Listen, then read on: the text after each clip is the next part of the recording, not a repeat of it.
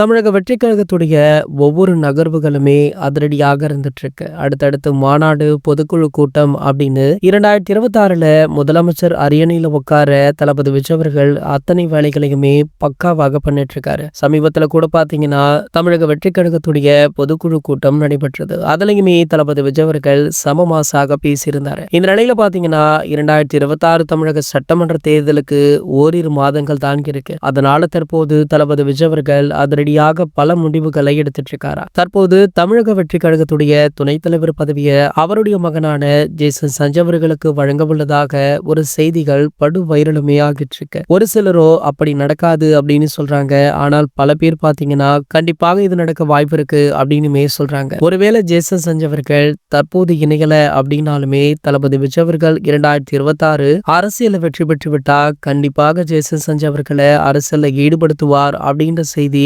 வைரலுமையாகிட்டு இருக்கு. இப்படி தமிழக வெற்றி கழகத்தை பற்றி அதிரடியாக பல செய்திகள் வெளியாகி கொண்டிருந்தாலுமே இன்னொரு பக்கம் ஜனநாயகனை பற்றி எந்த ஒரு தகவலுமே வெளியாகல. படம் ரிலீஸ் ஆகுமா ஆகாதா? தமிழக சட்டமன்ற தேர்தலுக்குள்ள இந்த படம் ரிலீஸ் ஆக வேண்டி இருக்கு. சோ ரசிகர்களுமே அதீத ஆவலுடன் காத்து கொண்டுமே இருக்காங்க. இது போன்ற செய்திகளை பத்தி நீங்க உடனே தெரிஞ்சுக்க நம்மளுடைய சேனலை மறக்காம சப்ஸ்கிரைப் பண்ணிக்கோங்க.